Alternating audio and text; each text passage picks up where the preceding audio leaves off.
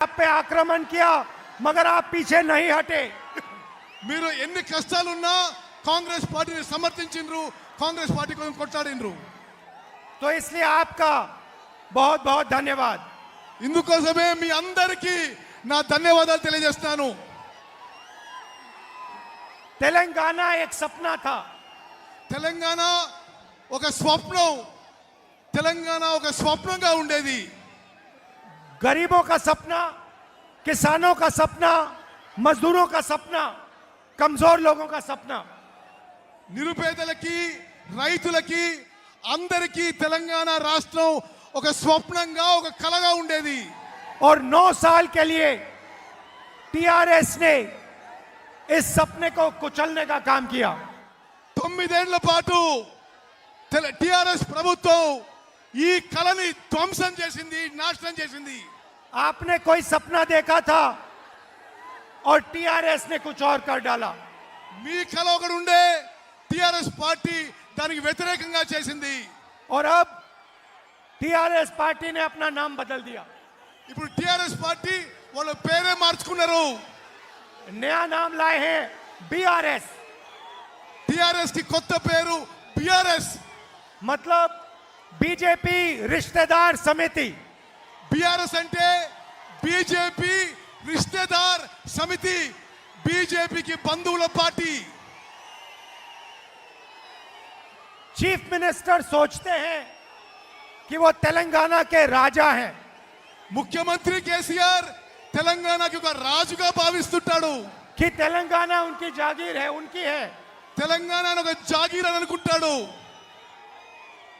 जो जमीन इंदिरा अम्मा ने और कांग्रेस पार्टी ने दलितों को, आदिवासियों को, गरीब लोगों को दी, वो जमीन टीआरएस वापस ले रहा है। ఇందిరాగాంధీ గారు కాంగ్రెస్ పార్టీ నిరుపేదలకి, దళితులకి, ఆదివాసీలకు ఇచ్చిన భూములని కేసీఆర్ లాక్కుంటున్నాడు, నిరుపేదల భూములు లాక్కుంటున్నాడు। मैं आपको कह रहा हूं, आपने ये सवाल भारत जोड़ो यात्रा में भी उठाया था।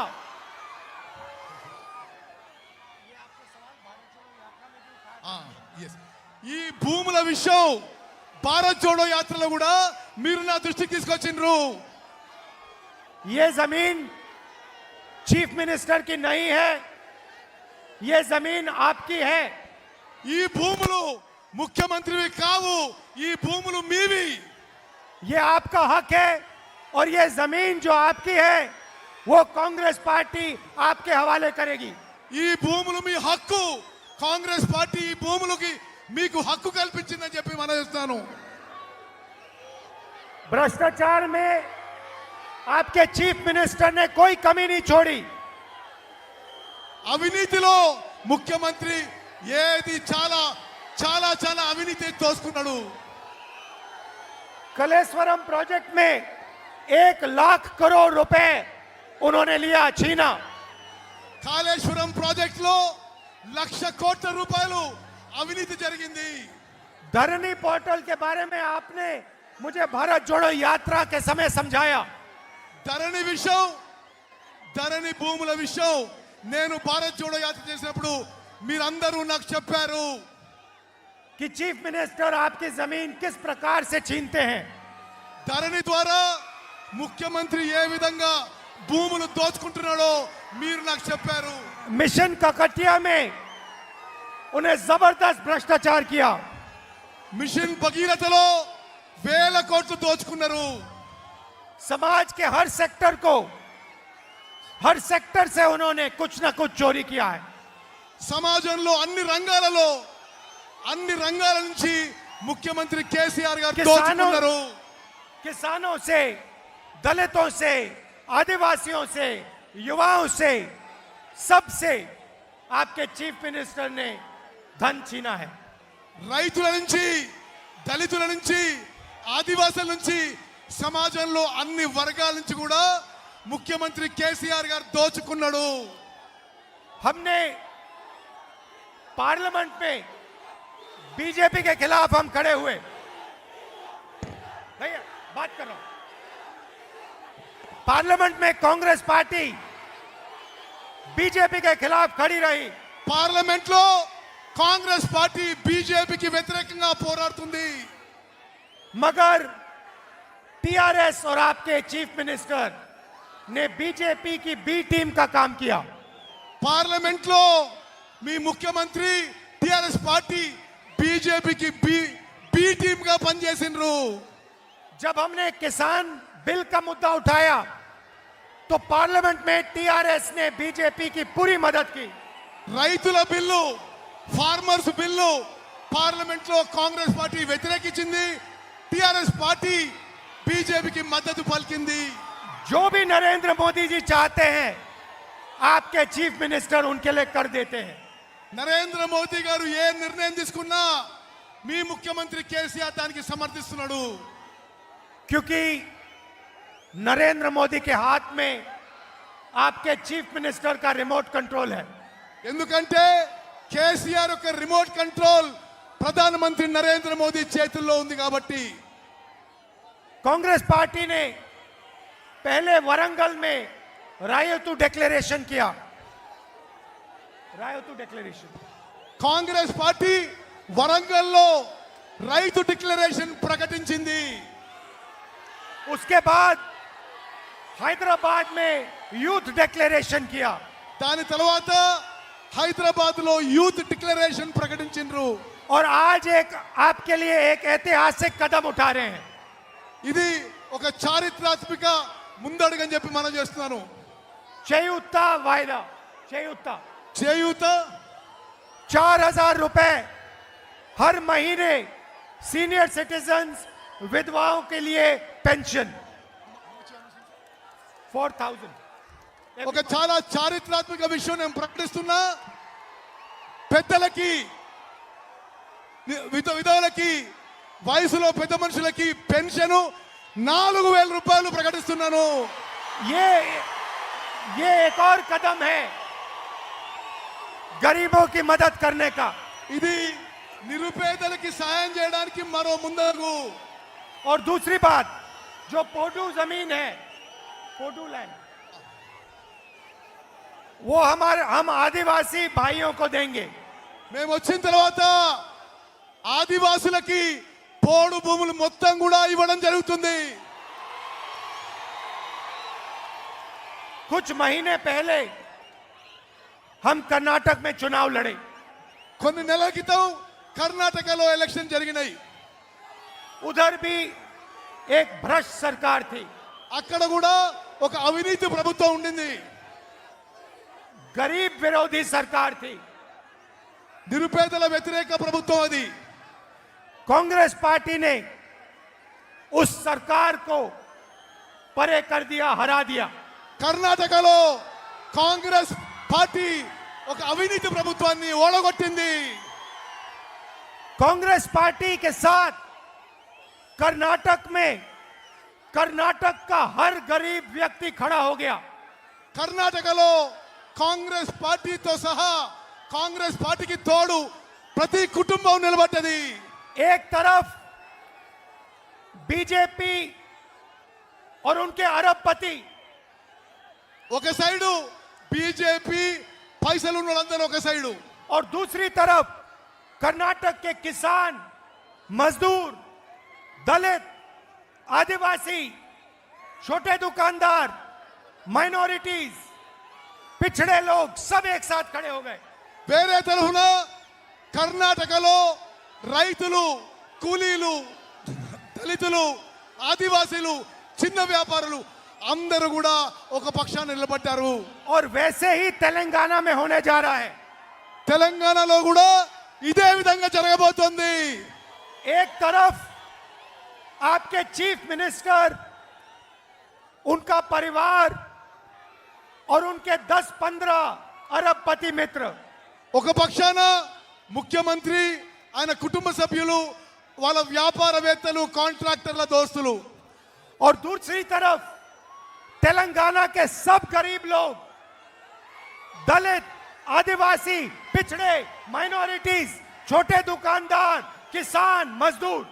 మరో పక్షాన రైతులు, దళితులు, ఆదివాసీలు, మహిళలు, చిన్న వ్యాపారులు, కేసీఆర్ అని కుటుంబానికి వ్యతిరేకంగా నిలబడ్డారు. इसीलिए तेलंगाना में भी वही होने जा रहा है जो कर्नाटक में हुआ. తెలంగాణలో కూడా కర్ణాటకలో ఏం జరిగిందో అదే జరుగుతుంది. पहले कह रहे थे कि तेलंगाना में टीआरएस, कांग्रेस और बीजेपी के बीच में लड़ाई है. ముందంటుంటుంది తెలంగాణలో ముక్కోనవ పోటీ, టిఆర్ఎస్ కాంగ్రెస్ బీజేపీ ముక్కోనవ పోటీ అని అంటుంటుంది. ఇదరకు तेलंगाना में बीजेपी नहीं बची, खत्म हो गई. తెలంగాణలో బీజేపీ ఖతం అయిపోయింది. उनको पता नहीं लगा. ఏమైందో తెలియదు కానీ తెలంగాణలో బీజేపీ అడ్రస్ లేకుండా పోయింది.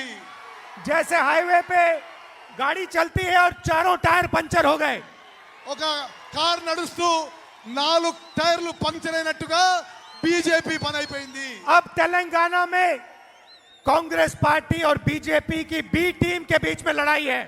ఇప్పుడు తెలంగాణలో కాంగ్రెస్ పార్టీకి బీజేపీకి బి టీం అయిన బీఆర్ఎస్ ఈ రెండు మధ్యలో పోటీ ఉంది. और जैसे हमने कर्नाटक में बीजेपी को हराया, वैसे ही हम यहां तेलंगाना में बीजेपी की बी टीम को हराने जा रहे हैं. కర్ణాటకలో ఏ విధంగా అయితే మనం బీజేపీని ఓడించినామో తెలంగాణలో బీజేపీ బి టీం బీఆర్ఎస్ ని ఓడించబోతున్నాము. देखिए, विपक्ष की मीटिंग हुई दिल्ली में, विपक्ष की मीटिंग हुई. ఢిల్లీలో ప్రతిపక్ష పార్టీల మీటింగ్ అయింది.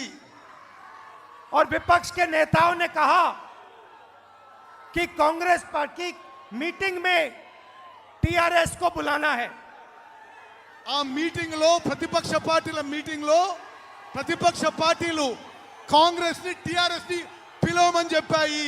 हमने विपक्ष को साफ कह दिया कि अगर टीआरएस इस मीटिंग में आएगी तो कांग्रेस पार्टी इस मीटिंग में नहीं आएगी. మేము చాలా స్పష్టంగా చెప్పినాము, ప్రతిపక్ష పార్టీలన్నిటికీ టిఆర్ఎస్ పార్టీ వస్తే కాంగ్రెస్ పార్టీ హాజరు కాదు అని. हमने कहा कि टीआरएस बीजेपी की बी टीम है, हम उसके साथ नहीं बैठेंगे, हम उसको तेलंगाना से हटाएंगे. మేము స్పష్టంగా చెప్పినాం, టిఆర్ఎస్ తోటి మేము కూర్చోము. టిఆర్ఎస్ బీజేపీ బి టీము, మేము తెలంగాణ నుంచి టిఆర్ఎస్ పార్టీని ఓడిస్తాము.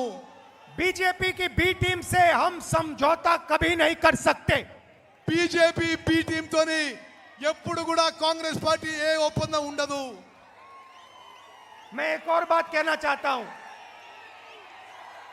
बहुत सारे ऐसे लोग हैं जो पहले कांग्रेस पार्टी को छोड़ गए. ముందు చాలా మంది కాంగ్రెస్ పార్టీని వదిలిపెట్టిపోయేవారు ఉన్నారు. मैं आपको भी मैसेज देना चाहता हूं. నేను మీ అందరికీ ఒక మెసేజ్ ఇస్తున్నాను. आपके लिए हमारे दरवाजे खुले हैं. మీకోసం మా దర్వాజాలు ఎప్పుడు కూడా తెరిచి ఉన్నాయి. जो भी कांग्रेस पार्टी के विचारधारा का आदमी है, उसके लिए हमारे दरवाजे खुले हैं. కాంగ్రెస్ పార్టీ ఆలోచన విధానం ఐడియాలజీ యాక్సెప్టబుల్ అయితే ఎవరికైనా కాంగ్రెస్ పార్టీ దర్వాజాలు తెరిచి ఉన్నాయి. जो बीजेपी और टीआरएस के विचारधारा का आदमी है, उससे हमारा कोई लेना देना नहीं है. బీజేపీ టిఆర్ఎస్ పార్టీల ఆలోచన విధానం ఐడియాలజీ ఉంటే మాకు వాళ్ళతో ఎటువంటి సంబంధం లేదు. और तेलंगाना को एक और बात समझनी चाहिए, तेलंगाना के युवाओं को एक और बात समझनी चाहिए. తెలంగాణ యువకులకి ఇంకొక విషయం అర్థం కావాలి. जो केसीआर जी ने भ्रष्टाचार किया, उसके कारण नरेंद्र मोदी का दबाव उन पर है. కేసీఆర్ అవినీతికి కారణం నరేంద్ర మోదీ గారి బ్లెస్సింగ్ ఉండడం, నరేంద్ర మోదీ గారు పట్టించుకోవడం అని మనం చేస్తాను. लिकर स्कैम में जो भ्रष्टाचार किया, वो सब एजेंसीज को मालूम है. కేసీఆర్ ఏమేం స్కాములు చేసిండో నరేంద్ర మోదీ ఏజెన్సీలకి తెలుసు. इसीलिए मैंने कहा कि टीआरएस बीजेपी की बी टीम है. అందుకోసమే బీఆర్ఎస్ బీజేపీకి బి టీము. और उन्होंने ये बात मान ली వాళ్ళు ఒప్పుకున్నారు ఇది. और अपना नाम बदल दिया.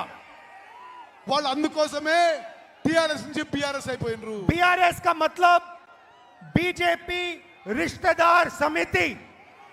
బీఆర్ఎస్ అంటే బీజేపీ రిశ్తేదార్ సమితి అంటే బీజేపీ బంధువుల పార్టీ. और इनको हम यहां से हरा के दिखाएंगे. మేము తప్పనిసరిగా బీఆర్ఎస్ ని తెలంగాణలో ఓడిస్తాము. कांग्रेस पार्टी के कार्यकर्ताओं से कहना चाहता हूं, आप हमारी रीढ़ की हड्डी हो. కాంగ్రెస్ కార్యకర్తలకి నేను సభాముఖంగా తెలియజేస్తున్నారు, మీరు మా వెన్నుముక. और आप टीआरएस को बहुत आसानी से हरा सकते हो. మీరు టిఆర్ఎస్ పార్టీని చాలా సునాయాసంగా ఓడించగలుగుతారు. आप में इतनी शक्ति है. आपने कर्नाटक में अपनी शक्ति दिखाई, अब यहां तेलंगाना में अपनी शक्ति दिखाओ. కర్ణాటకలో ఏ విధంగా కాంగ్రెస్ కార్యకర్తలు బీజేపీని ఓడించిండ్రో తెలంగాణలో కూడా మీ శక్తి చూపెట్టి టిఆర్ఎస్ ని ఓడించాలి. दिल से आपका धन्यवाद. మనస్ఫూర్తిగా మీకు ధన్యవాదాలు తెలియజేస్తున్నాను, కృతజ్ఞతలు. और एक बार फिर आपने इतना प्यार दिया, यात्रा के समय इतना प्यार दिया, इसके लिए दिल से धन्यवाद. మీరు ఎంతో ప్రేమించిండ్రు, మనస్ఫూర్తిగా మిమ్మల్ని ధన్యవాదాలు తెలియజేస్తున్నాను. बीजेपी का काम नफरत फैलाना, कांग्रेस पार्टी का काम मोहब्बत फैलाना. బీజేపీ పని సమాజంలో విద్వేషం ద్వేషం పెంచడము. जैसे मैंने यात्रा में कहा था, नफरत के बाजार में मोहब्बत की दुकान खोलनी है. నేను యాత్రలో చెప్పినట్టుగా విద్వేషం ఉన్న మార్కెట్లో ప్రేమ అభిమానం ఉన్న దుకాణంకు తెరిచినము. नमस्कार, जय हिंद. నమస్కారం, జై హింద్. అందరు